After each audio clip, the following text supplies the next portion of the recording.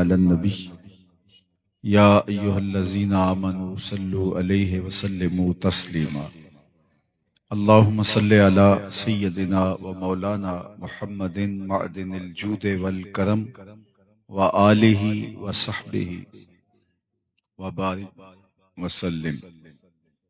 حمد و صلاۃ کے بعد معزز محتشم مکرم ذی وقار علماء کرام حضرات سامعین،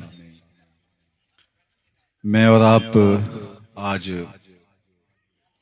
اپنے آقا و مولا حضور ختمی المرتبت صلی اللہ علیہ وآلہ وسلم کے حضور اپنی عقیدتوں، محبتوں اور نیازمندیوں کا خراج پیش کرنے کے لیے المصطفیٰ اسلامک سینٹر علی والا کے زیر اہتمام منعقدہ اس اجتماع میں حاضر ہونے کا شرف پا رہے ہیں۔ بارگاہ عزتی میں دعا ہے کہ ہماری حاضری کا ایک ایک لمحہ قبول اور مستجاب فرمائے۔ بارگاہ ناز میں ہماری عقیدتوں کا نذرانہ یہ میری اور آپ کی سعادت مندی ہے اور خوش بختی بھی، اس لیے کہ آپ کا میلاد، آپ کا ذکر نور، آپ کا تذکرہ رحمت ہمارے اوپر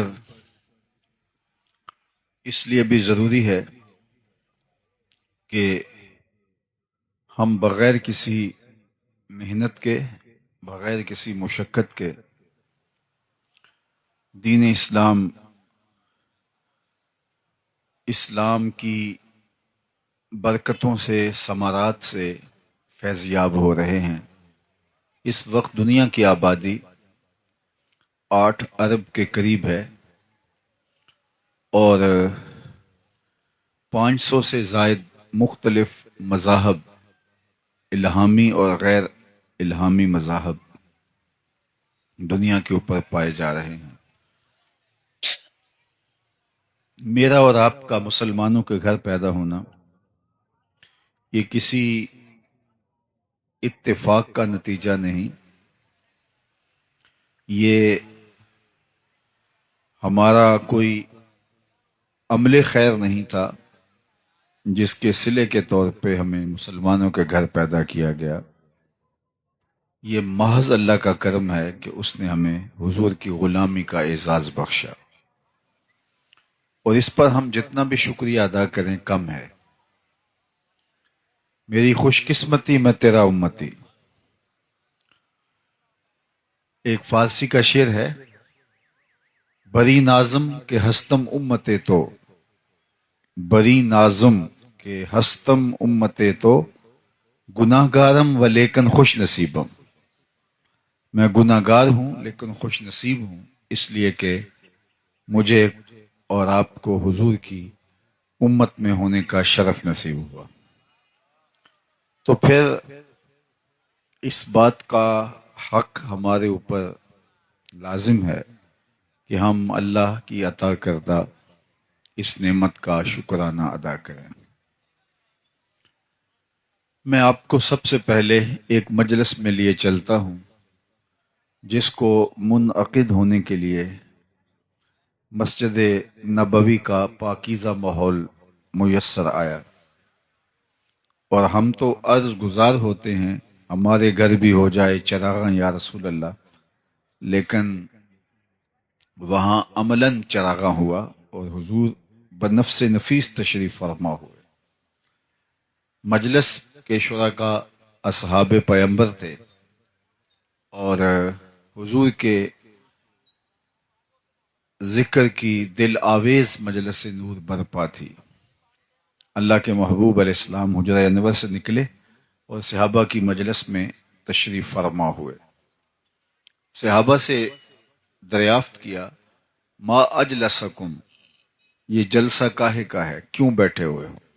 یعنی مسجد کے گوشے میں وہ مجلس برپا کیے ہوئے تھے، تو حضور نے ان سے مخاطبت کرتے ہوئے فرمایا ما اجلسکم، جلسہ کاہے کا ہے، کیوں بیٹھے ہو؟ تو انہوں نے جو جواب دیا وہ سنیے۔ انہوں نے کہا جلسنا نذکر اللہ ونحمدہ علی ما ہدانا لدینہ ومن علینا بک۔ حضور، ہمارے بیٹھنے کا مقصود یہ ہے کہ ہم اللہ کی حمد بیان کر رہے ہیں، اس کا شکرانہ ادا کر رہے ہیں اس بات پر کہ اس نے ہمیں ہدایت دین عطا فرمائی اور آپ کی صورت میں ہمارے اوپر انعام فرمایا۔ آپ مل گئے، اس پر ہم شکرانہ ادا کرنے کی مجلس برپا کیے ہوئے ہیں۔ آپ سے اگر پوچھا جائے کہ آپ کیوں بیٹھے ہیں تو آپ کا برجستہ جواب بھی یہی ہوگا، تو بات ختم ہو جائے گی یا بات آگے بڑھ جائے گی؟ لیکن حضور نے ارشاد فرمایا کہ کیا تم اس بات پہ قسم دے سکتے ہو کہ اسی کام کے لیے بیٹھے ہو، تمہارے بیٹھنے کا کوئی اور مقصود نہیں ہے؟ تو انہیں کہا جی حضور، ہم اسی لیے بیٹھے، ہم قسم دیتے ہیں۔ باقاعدہ حضور نے ان سے حلف لیا اور انہوں نے باقاعدہ حلف دیا۔ جب وہ حلف دے چکے تو ان کے چہروں کے اوپر حیرت کا عالم تھا، استعجاب کی کیفیت تھی کہ پوچھا کیوں بیٹھے ہو؟ تو ہم نے کہا کہ اللہ کا شکرانہ ادا کرنے بیٹھے ہیں، اس بات پر کہ ہدایت دین ملی اور آپ ملے۔ تو اس پر حضور نے ہم سے قسم لی ہے، حلف لیا ہے کہ واقعی اسی لیے بیٹھے ہو۔ تو یہ بظاہر عمومی طور پہ ایسے معاملات میں حلف لیا نہیں جاتا، تو حضور نے ہم سے حلف لیا ہے بطیب خاطر، خوشی خوشی انہوں نے حلف پیش بھی کیا، لیکن ان کو حیرت ضرور ہوئی کہ یہ حلف حضور سے ہم نے لیا تو کیوں لیا؟ تو آقا کریم نے ان کے چہروں پہ پھیلی ہوئی حیرت کی کیفیت کو دیکھا، فرمایا میں تم سے ابھی ابھی جو حلف لیا ہے یہ کسی تہمت کی بنیاد پر نہیں تھا، تمہارے قول پر مجھے کوئی شک نہیں گزرا تھا کہ میں نے حلف سے تصدیق کی ہو، یا کوئی اور ماجرا نہیں تھا، بلکہ ماجرا یہ تھا کہ تم یہاں بیٹھے مجلس برپا کیے ہوئے تھے اور میں حجرے میں بیٹھا تھا۔ اتانی جبریل علیہ السلام، میرے پاس جبریل امین حاضر خدمت ہوئے، فاخبرنی ان اللہ یباہی بکم الملائکہ، تو انہوں نے مجھے کہا محبوب ذرا باہر تو نکل کے دیکھو، آپ کے صحابہ کے اس عمل پر اللہ فرشتوں میں ناز کر رہا ہے، ملائے اعلیٰ میں فخر ہو رہا ہے کہ دیکھو میں نے نعمت دی، کیسے قدردان نکلے۔ اللہ کی رحمتوں سے بعید نہیں کہ آج کی مجلس بھی قبول فرما لی جائے اور اللہ فرشتوں سے کہے کہ دیکھو صدیاں بیت گئیں، 1500 برس بیت گئے، لیکن یہ آج بھی بیٹھ کے اس نعمت کا شکرانہ ادا کر رہے ہیں۔ باقی جہاں تک حضور علیہ السلام کی صورت میں اللہ کے انعام کا شکرانہ ادا کرنے کا حق ہے، تو ہمیں اور بھی اتنی زندگیاں مل جائیں تو ہم حق کے شکر ادا نہیں کر سکتے۔ ہمارے بدن پہ اتنے بال نہیں ہیں جتنے رسول اللہ کے احسانات ہیں، بال بال ہمارا قرض رسالت میں جکڑا ہوا ہے۔ تو یہ ایک شام کا، ایک شب کا، میلاد کا اجتماع کیا، ساری زندگی بھی ان کے نام لگا دے، حق کے شکر پھر بھی ادا نہ ہو۔ آقا کریم علیہ الصلوۃ والسلام کی صورت میں اللہ کی عطا کردہ اس نعمت کے شکرانے کی بہترین صورت یہ ہے کہ حضور علیہ السلام کے لائے ہوئے دین کو، نظام شریعت کو ہم عملی طور پہ اپنے اوپر نافذ کر لیں۔ اس سے اللہ اور اس کے رسول کی محبت ہمیں حاصل ہو پائے گی۔ ایک دن حضور وضو فرما رہے تھے اور وضو کا پانی صحابہ زمین پہ نہیں گرنے دے رہے، وہ کسی کے ہاتھوں پہ ہوتا اور پھر وہ اس پانی کو اپنے چہرے پہ مل لیتے، اور جسے یہ پانی میسر نہ آتا وہ کسی دوسرے صحابی کے گیلے ہاتھوں سے ہاتھ رگڑ کے اپنے چہرے پہ مل لیتے تاکہ اس کی تری سے، تراوت سے اپنے لیے سامان راحت کیا جائے۔ تو آقا کریم نے صحابہ کی اس محبت کو دیکھا تو ارشاد کیا کہ ما یحملکم علی ھذا، اے صحابہ تمہیں اس بات پر کس نے ابھارا ہے کہ تم میرے وضو کے پانی کو بھی زمین پہ نہیں گرنے دیتے؟ چونکہ اس کا حکم حضور نے نہیں دیا تھا، ارشاد نہیں کیا تھا کہ میرے وضو کے پانی کو زمین پر نہ گرنے دینا، یہ صحابہ کا اپنا جذبہ محبت تھا۔ تمام چیزوں کے لیے حکم کی ضرورت نہیں ہوتی، محبت محبوب کو راضی کرنے کے ڈھب خود بھی سیکھتی ہے۔ محبت خود محبوب کی منشا، محبوب کی رضا، محبوب کی خوشنودی اور ادب کی رعایت بجا لانے کے طریق خود دریافت کرتی ہے۔ اور صحابہ کی زندگی میں یہ ایک بار نہیں ہوا، کئی بار ہوا۔ صلح حدیبیہ کے موقع پر بھی یہ منظر دیکھنے کو ملا، جس پر عروہ بن مسعود الثقفی نے اعتراض کیا تھا، کتب حدیث میں موجود ہے۔ حضور لعاب پھینکتے ہیں، صحابہ حضور کے لعاب کو اپنے ہاتھوں پہ لیتے ہیں اور اپنے چہروں پہ مل لیتے ہیں۔ بلکہ ایک دن حضور نے پچھنے لگوائے تو ایک لگن میں پانی، حضور کا بہا ہوا خون جو ہے وہ جمع کر لیا گیا۔ ایک صحابی کے ہاتھ میں وہ پیالہ دیا اور فرمایا اس کو جاؤ ایسی جگہ بہاؤ جہاں کسی کے قدم نہ پہنچے۔ تو وہ گیا اور ایک پتھر کی اوٹ میں بیٹھ کے خود نوش جان کر لیا۔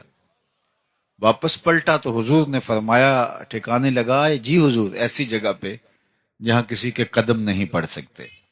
تو حضور مسکرائے اور فرمایا، لعلک شربت، شاید تم نے پی لیا ہے۔ قال نعم، جی حضور، میں نے سمجھا ایسا مشروب کہاں ملے گا، میرے خون میں حضور کا خون شامل ہو جائے تو اور کیا چاہیے۔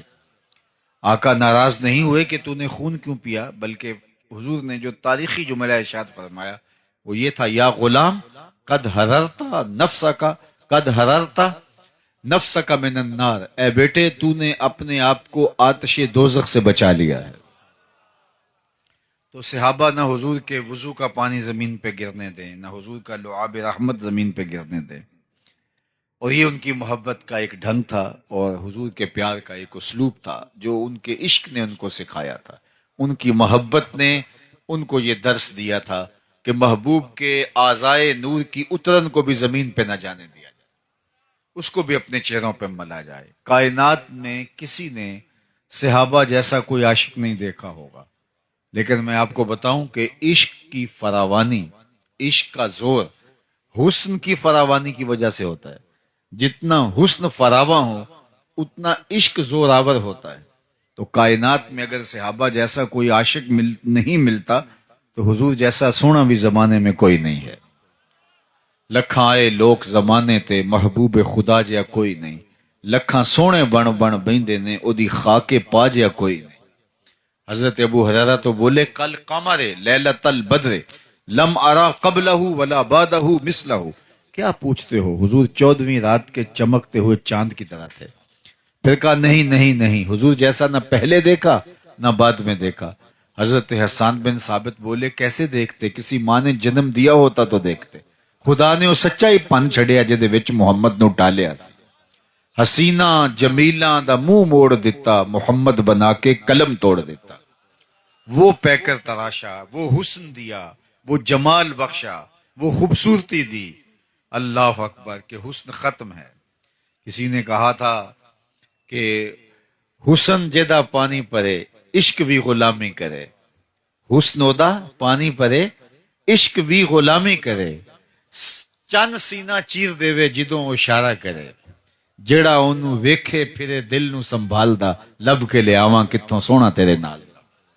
وہ جمال دیا، وہ خوبصورتی دی۔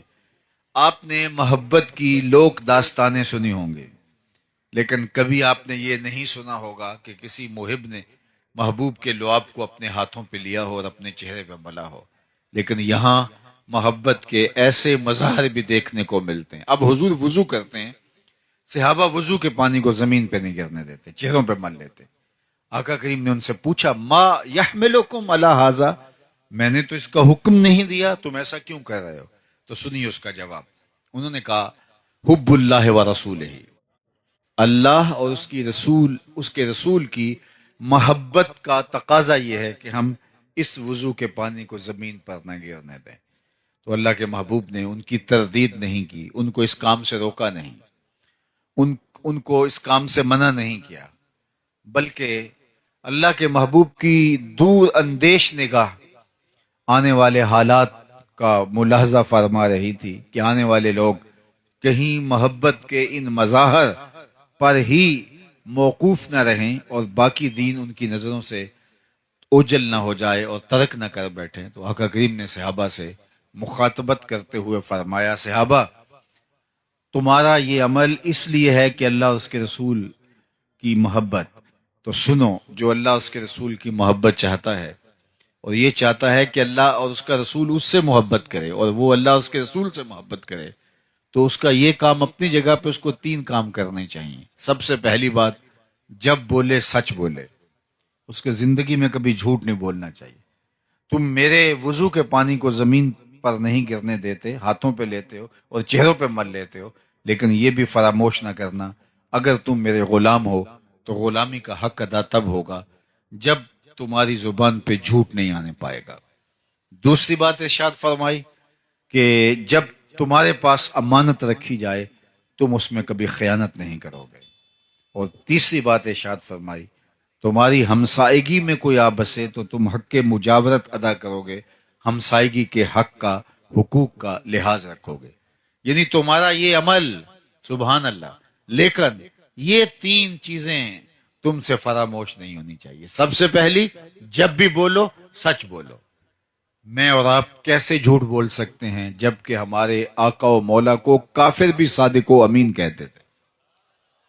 اگر ہم جھوٹ اس کے باوجود بھی بولتے ہیں تو پھر سمجھیے ہمیں دین کی سمجھ اور دین کا فہم ہی نہیں آیا. ہم اپنے نبی سے جو پیار کا ربط رشتہ رکھتے ہیں وہ ہمارا ادھورا ہے، پورا نہیں ہے. حضور سے پوچھا گیا مومن بزدل ہو سکتا ہے؟ فرمایا نہیں، مومن بہادر ہوتا ہے. لیکن فرمایا ہو سکتا ہے کبھی بزدلی بھی کر جائے، آخر بشر ہی تو ہے. پھر پوچھا گیا مومن بخیل ہو سکتا ہے؟ کہا نہیں، مومن سخی ہوتا ہے، لیکن ہو سکتا ہے کبھی وہ بخل بھی کر جائے، بشر ہی تو ہے. تیسرا سوال حضور سے پوچھا گیا مومن جھوٹ بول سکتا ہے؟ فرمایا جھوٹا نہیں ہو سکتا. یہ طے ہے کہ مومن ہو اور جھوٹا ہو یہ نہیں ہو سکتا. تو سچ بول کے آپ تکلیف بھی اٹھا لیں، سچ بول کے اس کی کوئی آپ کو قیمت بھی دینی پڑے، سچ بول کے آپ نقصان بھی اٹھا لیں، لیکن آپ کے دل کو قرار نصیب ہوگا. جھوٹ بول کے کوئی فائدہ لے لیں، جھوٹ بول کے کسی کو دھوکہ دے دیں، جھوٹ بول کے پیسہ کما لیں، لیکن آپ کے دل کی بے قراری ختم نہیں ہوگی. الصدق طمانینہ والکذب ریبہ. فرمایا صدق طمانیت قلب کا سبب ہے اور جھوٹ جو ہے وہ آپ کو بے چین رکھے گا. اس لیے میری اور آپ کی زندگی میں اگر سچ اتر آتا ہے تو مطمئن زندگی ہمیں نصیب ہو جاتی ہے، اور سچ سے باقی راستے کھلتے ہیں. انسان جب سچ بولنا شروع ہو جاتا ہے تو روحانیت کی دیگر راہیں کھلتی ہیں، خیر کی توفیقات ملتی ہیں، اچھائی کے راستے کشادہ ہوتے ہیں، نیکی کی توفیقات ملتی ہیں. انسان اعمال صالحہ کا نور پاتا ہے، لیکن اگر وہ جھوٹ بولنا شروع کر دیتا ہے تو اس کی ساری محنتیں ضیاع اور نقصان کا سبب اور ذریعہ بن جاتے ہیں. اس لیے ہمیں اپنی زندگی میں کبھی بھی جھوٹ کو داخل نہیں ہونے دینا چاہیے، چاہے سچ بول کر ہمیں کتنا ہی نقصان کیوں نہ اٹھانا پڑے اور جھوٹ کا کتنا ہی فائدہ کیوں نہ ہو، ہمیں اس فائدے پر نظر نہیں رکھنی چاہیے. ہمیں ہمیشہ سچ کو شعار بنانا چاہیے. ایک حدیث پاک میں آتا ہے کہ جب کوئی شخص جھوٹ بولتا ہے تو اس کے منہ سے بدبو نکلتی ہے. عام لوگ تو اس کو محسوس نہیں کر پاتے، لیکن اللہ کے نورانی حساس رحمت والے فرشتے اس منہ سے نکلنے والی اسمیل کو محسوس کرتے ہیں اور 1 میل پیچھے ہٹ جاتے ہیں. جو فرشتے ہمارے گھروں میں ہمارے حصے کی رحمتیں دینے کے لیے آ رہے ہوتے ہیں، رحمت کی ڈلیوری ہمیں دینے آ رہے ہوتے ہیں، تو وہ جھوٹ کی وجہ سے 1 میل پیچھے ہٹ جاتے ہیں. اور مجھے بتاؤ، جس گھر میں باپ بھی جھوٹ بولے، ماں بھی جھوٹ بولے، بہنیں بھی جھوٹ بولیں، بچے بھی جھوٹ بولیں، بہویں بھی جھوٹ بولیں، صبح دوپہر شام جھوٹ ہی جھوٹ ہو، تو اس گھر سے تو بدبو کے ببوکے اٹھ رہے ہوں گے. فرشتے کئی کئی میل باہر وہ خیر کے برکت کے پارسل لیے ہمارے حصے کے شہر سے باہر کھڑے ہوں گے کہ آگے جا کیسے پائیں، آگے تو عفونت پھیلی ہوئی ہے بدبو کی وجہ سے. اب ہوا کیا کہ ہمارے حصے کی جو رحمت فرشتوں نے لے کے آنی تھی وہ بدبو کی وجہ سے فرشتے آگے آ نہیں پا رہے، اور ہم کو اتنا موقع ان کو نہیں دے رہے کہ ماحول میں پاکیزگی آ جائے اور وہ اندر آ جائیں. ہم ابھی پہلی بدبو ختم نہیں ہونے پاتی کہ پھر جھوٹ بول کے نیا تعفن پھیلا دیتے ہیں، اور اب گھر کے اندر بے برکتی، نحوست. اب ہم بھاگے عاملوں کے پاس تو عامل تو بیٹھا ہی ٹھیا لگا کے اسی کام کے لیے. وہ اگر کہے گا میاں تمہارے گھر میں جھوٹ ہے اس وجہ سے بے برکتی ہے، تمہارے گھر میں مصلی نہیں بچتا اس کی وجہ سے بے برکتی ہے، تمہارے گھر میں قرآن نہیں کھلتا اس کی وجہ سے بے برکتی ہے، وہ کیوں بتائے گا؟ وہ تو کہے گا تم وقت پہ آگے ہو، اگر تم 2 گھنٹے بھی لیٹ ہو جاتے تو یہ تعویذ چل جانے تھے. اب اتنے منگل، اتنے اتوار، اتنے بدھ، اتنے اتنی جمعرات آپ کو میرے پاس آنا پڑے گا. اور میں نے دیکھا کیا شریف شریف لوگ اور انتہائی اچھے خاندانوں کی خواتین بھی جا کے ایسے مکرو لوگوں کے پاس کھڑے ہوتے ہیں، بیٹھے ہوتے ہیں، جنہیں بیچاروں کو وضو کا طریقہ بھی نہیں آتا، اور یہ اپنے درد کا مداوع اس سے ڈھونڈ رہے ہوتے ہیں جو خود مریض ہے، جو خود جھوٹ کے اوپر جس کے کاروبار کی بنیاد ہے. تو ہم کبھی بھی سکون نہیں پا سکتے اگر ہماری زندگیوں کے اندر سچائی داخل نہیں ہوتی. میلاد النبی صلی اللہ علیہ وآلہ وسلم کی اس عالی شان مجلس رحمت میں آنے والوں، عزم کر کے جاؤ کہ زندگی جھوٹ سے نہیں سچ سے عبارت ہوگی. دیکھنا آپ کے دل کو اس کی تسکین کتنی نصیب ہوتی ہے، اس کا قرار جو باطن کو نصیب ہوتا ہے وہ کیا آپ کے لیے راحت جاں کا سبب و ذریعہ ہوتا ہے. تو سچائی کے ساتھ جڑنا سب سے پہلی بات اللہ کے محبوب نے ارشاد فرمائی. پھر دوسری بات ارشاد فرمائی کہ امانت میں خیانت نہیں کرو گے. اگر تم یہ چاہتے ہو کہ اللہ اس کے رسول سے محبت کرو اور اللہ اور اس کا رسول تم سے محبت کرے تو کبھی خیانت نہیں کرو گے امانت کے اندر جو تمہارے پاس رکھی گئی. اور ہم تو قرض لے لیں تو دعا مانگ رہے ہوتے ہیں کہ جس سے قرضہ لیا وہ فوت ہی ہو جائے، اور قرضہ واپس لینے کے لیے اس کو دلیلیں دینی پڑتی ہیں کہ میاں مجھے ضرورت پڑ گئی ہے اس لیے تجھ سے مانگ رہا ہوں، اور وہ پھر فون بھی نہیں اٹھا رہا ہوتا حالانکہ اس نے قرض لیا ہوتا ہے، اس کے اوپر لازم ہے اس کو لٹائے. لیکن ہم لوگوں سے لیا ہوا قرضہ ہڑپ کر جاتے ہیں، لوگوں کی جائیدادوں پہ قبضہ کر جاتے ہیں، لوگوں کی زمینوں پہ قبضہ کر جاتے ہیں، دیوار رکھتے ہوئے ہمسائے کا کہ 2 انچ دبا لینا فن سمجھتے ہیں، جبکہ کسی نے ایک بالشت برابر کسی کی زمین ہتھیائی. یعنی ایک بالشت کے برابر یہ کتنی ہوتی ہے؟ اتنی کسی کی زمین ہتھیا لی، کل قیامت کے دن 7 زمینوں کا توق بنا کے اس کے گلے میں ڈال دیا جائے گا. آج ہم اگر کسی سے خیانت کرتے ہیں، کسی کا مال دبا لیتے ہیں، کسی کی امانت ہڑپ کر جاتے ہیں، تو آج وہ سول کورٹ میں چلا جاتا ہے، سیشن کورٹ میں چلا جاتا ہے، ہائی کورٹ میں چلا جاتا ہے، سپریم کورٹ میں چلا جاتا ہے، سنوائی نہیں ہوتی مظلوم کی، اور وہ طاقتور ہے، پیسے دے کے، مال دے کے، وہ رشوت دے کے، اثر و سلوک کے ذریعے سے، سفارش کے ذریعے سے جیت جاتا ہے. تو کیا کام ختم ہو جائے گا؟ نہیں. اللہ نے ایک عدالت رکھی ہوئی ہے جو سب سے آخر میں لگے گی. وہاں ایک ایک چیز کا فیصلہ ہونا ہے. وہاں ترازو کے دونوں پرڑے صحیح صحیح تولتے ہیں. وہاں کسی کی سفارش نہیں چلتی، اور نہ ہی کوئی مکر و فریب سے، دجل و تلبیس سے تگڑا وکیل کر کے اس کے ذریعے سے جو ہے وہ دھوکہ کر سکتا ہے. وہ دن آنے والا ہے. اور اس وقت سکہ رائج الوقت کیا ہوگا؟ آج تو کسی کا کوئی ہم حق مار لیں تو پیسے دے کے جان چھڑا لیتے ہیں. قیامت کے دن تو پیسہ کسی کے پاس نہیں ہوگا، سارے پیسے یہاں چھوڑ جائیں گے. قیامت کے دن ساری زمینیں دولتیں یہاں چھوڑ جائیں گے، خزانے مال مویشی سب یہاں چھوڑ جائیں گے.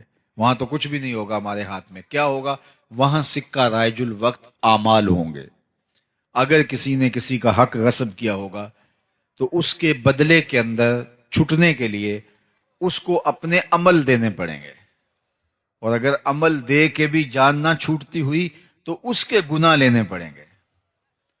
اور اگر کسی نے کسی کے 3 پیسے دبائے، 3 روپے نہیں، 3 پیسے دبائے، اس کے عوض میں اس کو 700 نمازیں جو جماعت کے ساتھ پڑھی ہیں وہ دینی پڑیں گے. صرف 3 پیسوں کے عوض 700 نمازیں عمل کی اس کے بدلے میں دینی پڑیں گی، تب وہ 3 پیسوں کا حساب برابر ہوگا. اور جو لاکھوں دبا چکا ہے، میں تو حساب کر رہا تھا ایک دن کہ اگر 2-3 ہزار روپے بھی اگر کسی نے دبا لیے تو ساری زندگی کے عمل، نمازیں، حج، عمرے سب کچھ چلا جائے گا. تو سب سے پہلے ہمیں اپنی آخرت کو صاف کرنا ہوگا اور اپنے انجام اور معال کار کی بہتری کے لیے کوشش اور محنت کرنی ہوگی. یہ زندگی بڑی تیزی کے ساتھ گزر رہی ہے اور میں اور آپ لمحہ لمحہ موت کے قریب ہو رہے ہیں، تو کہیں مغالطے میں نہ رہیے گا۔ آج ایک بندہ ساری زندگی رشوت لیتا ہے، مال لوٹتا ہے، اور لوگوں کی جیبوں پہ نظر رکھ کے لوگوں کو بلیک میل کرتا ہے، اور ریٹائرمنٹ کے بعد وہ ٹوپی پہن کے پہلی صف میں آ کے بیٹھ جاتا ہے۔ اللہ اس کے سجدے قبول کر لے، مجھے کیا اعتراض ہے؟ لیکن جو لوگوں کو دیے گئے چکر ہیں، لوگوں کا لوٹا ہوا مال ہے، وہ بہر صورت اس کو ادا کرنا پڑے گا۔ یہاں نہیں اگر کرتا تو قیامت کے دن اس کو بہر صورت ادا کرنا پڑے گا، وہ دن آنے والا ہے۔ ثم لتسألن یومئذ عن النعیم، اس دن ایک ایک نعمت کے بارے میں پوچھا جائے گا اور ایک ایک چیز کا سوال ہوگا۔ تو قبل اس سے کہ وہ وقت آئے، کوئی حجت باقی نہ رہے، مجھے اور آپ کو اپنے اعمال کی جواب دہی کے لیے تیار ہونا چاہیے۔ دیکھو، امانتوں کو واپس کرنا، اور وہ کوئی ٹھوس چیز ہو، پیسے ہوں، مال ہو، مویشی ہوں، وہ تو بڑی بات ہے۔ ہمارا دین تو اتنا حساس ہے کہ اگر تم سے کوئی بات کر رہا ہو اور بات کرتے کرتے وہ دائیں بائیں دیکھے، تو فرمایا گیا کہ یہ بات تمہارے اوپر لازم ہے کہ امانت ہے، اس کو تم کسی کے آگے بیان نہیں کرو گے، اس لیے کہ بات کرتے ہوئے اس نے دائیں بائیں دیکھا تھا، اس لیے وہ چاہ رہا تھا کہ میری بات کسی تک نہ پہنچے۔ اب تمہارے سینے میں امانت بن کے ساری زندگی رہنی چاہیے۔ تو جو دین اتنا حساس ہے کہ باتوں کی امانتوں کے اندر بھی خیانت نہ ہو، تو کوئی کسی کا مال ہتھیا لے اور خیانت کرے تو ہمارا دین کیسے اس کو گوارا کر سکتا ہے؟ اور آخری بات جو اللہ کے محبوب نے ارشاد فرمائی وہ یہ تھی کہ تمہاری ہمسائیگی میں کوئی آ بسے تو حق مجاورت ادا کرو گے، ہمسایوں کے حق ادا کرو گے۔ ہمسائے کے حقوق کے بارے میں فرمایا کہ مجھے اس قدر تاکید کی گئی، اللہ کے پیارے محبوب صلی اللہ علیہ وآلہ وسلم ارشاد فرماتے ہیں، مجھے ہمسایوں کے حقوق کے حوالے سے اس قدر تاکید کی گئی کہ مجھے لگا کہیں وراثت میں حقدار نہ ٹھہرا دیا جائے، اس قدر تاکیدات فرمائی گئی۔ اللہ اکبر۔ اور قیامت کے دن سب سے پہلے جو شکایت لے کے حاضر ہوگا وہ ہمسایہ ہوگا، اس نے مجھے دکھ دیا تھا، ہمسائیگی کا خیال نہیں رکھا۔ سب سے پہلے جو پیش ہوگا شکایت لے کر وہ ہمسایہ ہوگا۔ تو یہ مجھے اور آپ کو دیکھنا چاہیے، اور یہ بات ذہن میں رکھیے گا، ہمسایہ وہ نہیں ہے جس کا دروازہ آپ کے دروازے کے سامنے ہے، جس کی دیوار آپ کی دیوار کے ساتھ لگتی ہے، صرف وہی ہمسایہ نہیں، 40 گھروں تک ہمسائیگی ہوتی ہے۔ تو آپ کے طرف میں جو 40 گھر ہیں وہ ہمسائے ہوتے ہیں۔ تو اگر اس یونٹ کو ہم سنبھال لیں اور 40 گھر جو ہمسائے بنتے ہیں وہ ایک دوسرے کا خیال رکھنا شروع کر دیں، اور وہ اپنے اوپر لازم قرار دے دیں کہ ہم اپنے ہمسایوں کا خیال کرنا ہے، ان کی بیٹیاں جوان ہیں تو وہ ہماری بیٹیاں ہیں، ان کے ہاتھ ہم نے پیلے کرنے، اگر وہ غریب ہے تو۔ بچے بڑے ہو رہے ہیں اور وہ تعلیم پانے کی اہلیت نہیں رکھتے، مالی اسباب ایسے نہیں ہیں، تو ہمسایوں کی ذمہ داری ہے کہ وہ ان کی تعلیم کا بندوبست کرے۔ اگر اس یونٹ کو ہم سنبھال جائیں تو میں سمجھتا ہوں کہ یہ یونٹ ایسا ہے جو معاشرہ کھڑا کر دے۔ اور 2-3 جو ہمسائیگی کے دائرے ہیں یہ مل کر ایک مسجد کا نظام بنتا ہے، 100-125 لوگوں کے گھروں کے اندر ایک مسجد ہوتی ہے، اور مسجد کی انجمن ساری نظر مولوی صاحب کے اوپر رکھنے کی بجائے محلے کے غریبوں پر، لاچاروں پر، کمزوروں پر، بیوگان پر، اراملہ پر، مساکین پر، یتامہ پر، کمزوروں پر رکھیں، اور وہ مل جل کر کے اس محلے کو ایک دوسرے کے لیے ہمدردی ایثار کے جذبوں سے بھر دیں، تو ایک صالح اور پاکیزہ معاشرہ ترتیب پائے گی۔ لیکن میں اور آپ اپنی زندگیوں میں اگر غور و فکر اور تدبر کریں تو ہم اپنی ذاتی زندگی جی رہے ہوتے ہیں، ہمیں اپنے ہمسایوں سے کوئی غرض نہیں ہوتی، اور جس کا عملی نتیجہ کیا ہے کہ ایک نہ صالح معاشرہ بن سکا اور نہ ہی مطمئن معاشرہ بن سکا، اور جس کا نتیجہ یہ ہے کہ بس ہم ایک خود غرض معاشرے کے ایک فرد ہیں جو ہجوم کے اندر رہ کے بھی تنہائی کا شکار ہیں۔ تو ہمیں دوبارہ اپنے آپ کو دیکھنا ہوگا، دین کو دوبارہ سمجھنے کی کوشش کرنا ہوگی، دوبارہ ریوزٹ کرنا ہوگا دین کو، کیونکہ ہم منبر و محراب سے عمومی طور پہ فضائل کے باب ہی سنتے سنانے کے عادی ہو گئے ہیں، لیکن ہمیں دوبارہ خود بھی غور کرنا ہوگا کہ ہمارے دین نے ہمیں رشتہ داروں کے حقوق دیے ہیں، ہمسایوں کے حقوق دیے ہیں، ماں باپ کے حقوق دیے ہیں، بلکہ حضور نے فرمایا راستوں میں نہ بیٹھا کرو۔ عرض کی حضور یہ تو ہمارے بیٹھنے کی جگہ ہیں۔ فرمایا پھر اس کا حق ادا کرو۔ عرض کی حضور حق الطریق کیا ہے؟ فرمایا امر بالمعروف نہی عن المنکر، اور راستے میں گری پڑی کوئی چیز اٹھانا تاکہ راستے کی رکاوٹ ختم ہو، اور اگر کوئی بھٹکا ہوا شخص ہو تو اس کو راستہ دکھانا۔ اگر تم یہ حق ادا کرنے کی اہلیت رکھتے ہو پھر تمہیں حق ہے کہ تم راستے میں بیٹھ سکو، ورنہ تم راستے کے اندر جو ہے وہ نہیں بیٹھ سکتے۔ تو آج میں اور آپ اپنی زندگی پہ ضرور غور کریں۔ یہ میلاد النبی صلی اللہ علیہ وآلہ وسلم ہمیں نئے سرے سے ایک جذبہ، ایک نئی زندگی، نیا بانک پن، دین کے ساتھ تعلق، حضور کے ساتھ محبت کے رشتے کے استحکام کا ذریعہ بن کے دوبارہ طلوع ہوتی ہے۔ تو آئیے میں اور آپ آج کے اس اجتماع کے اندر یہ عزم کر کے اٹھیں کہ آج کے بعد زندگی میں جھوٹ نہیں بولیں گے، اور یہ کوئی مشکل نہیں ہے۔ اگر انسان عزم کر لیتا ہے اللہ مدد فرماتا ہے۔ مجھے نہیں پتا اس آپ کے علاقے کی آبادی کتنی ہے، 1,00,000 نفوس ہیں، 2,00,000 نفوس ہیں، یا کم ہیں یا زیادہ ہیں، اور اس میں سے یہ چند ہزار لوگ ہیں۔ لیکن اگر یہ چند ہزار لوگ بھی عزم کر لیں کہ ہم جھوٹ نہیں بولیں گے، کل سے ہی آپ کا علاقہ بدلا بدلا دکھائی دے گا۔ ہمیں عزم کرنا ہوگا۔ لیکن اگر ہمارا کام صرف سننا ہے اور چلے جانا ہے تو یہ تو ہم مدتوں سے سنتے آئے ہیں، بڑے بڑے جلسے ہوتے ہیں، سنتے ہیں، نعرے لگاتے ہیں، واپس آ جاتے ہیں۔ تو اس سے ہم نے لیا کیا، اخذ کیا کیا، حاصل کیا کیا؟ مجھے بتائیے، آپ کسی دعوت میں جائیں اور کھانے دیکھ کے آ جائیں تو اس سے آپ کی پیاس مٹ جائے گی، بھوک مٹ جائے گی۔ آپ جب کسی کھانے کی مجلس میں جاتے ہیں تو اپنی ضرورت کے مطابق آپ حلق سے نیچے اتارتے ہیں۔ تو آپ جب اس مجلس کے اندر آئے ہیں تو پھر عمل کا حصہ لینا چاہیے۔ صحابہ حضور سے 10 آیات سیکھتے تھے، اگلی 10 پر تب عمل کرتے تھے، 10 تب سنتے تھے جب پہلی 10 پہ عمل ہو جایا کرتا تھا۔ تو مجھے بھی اور آپ کو بھی عمل کی طرف بڑھنا ہوگا، چونکہ نماز عشاء کا وقت ہوا چاہ رہا ہے اور میں اپنی گفتگو کو طوالت نہیں دینا چاہتا۔ اللہ کی بارگاہ میں آپ سارے لوگوں کی آمین کے ساتھ دعا ہے کہ اللہ تعالی ہمیں ان چیزوں پہ توفیق عمل عطا فرمائے۔